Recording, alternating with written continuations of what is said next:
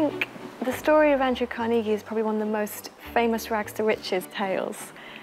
It's a story of enterprise and hard work in an era when industrialization was opening up new opportunities to create wealth. And when Carnegie sold his steel empire to JP Morgan in 1901, it was worth $480 million US, which is the equivalent of $100 billion US in today's money. So he truly was one of the richest men in all time. One of the things that makes Carnegie so unique is the fact that he used that wealth to benefit others, and his maxim that a man that dies thus rich dies disgraced. Public libraries are perhaps one of the most visible elements of Carnegie's legacy.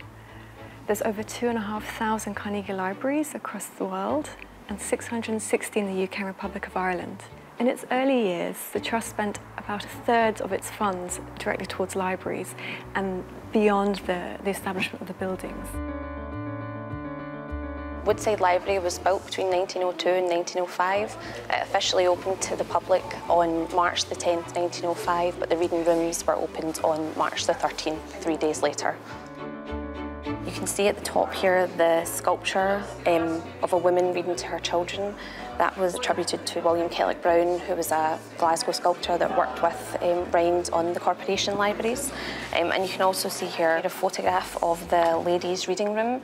When the library opened, it had 3 separate reading rooms. There was a general reading room, which would have been for gents. There was a ladies' reading room and also a boys and girls or juveniles reading room as well. I also have here from the corporation minutes some notes about the attendance of the library when it was opened. So you can see here that Woodside Library was opened. There's a note in the corporation minute from the 14th of March 1905 where the city librarian is stating that the attendance was very, very high on the day that it opened. And you can see here he notes that attendance for the day was over 1,500 people, including 366 boys and girls. I've also brought along from the City Archives the original plans for Woodside Library. We've got the street and front elevation here at the side, and at the front here I've got the original layout plans which show the general reading room at the front of the library, a boys and girls room and a ladies room, and the lending part of the library as well. The actual structure of the library hasn't really changed much, although it was modernised in 1973. Libraries played a really important role in Andrew Carnegie's life. He was born in Dunfermline, but immigrated to America with his impoverished parents in 1848. A key element of his progress at that time was that he visited a library. Now, that library wasn't a public library, it was the private library of a Colonel Anderson who opened it up to working boys.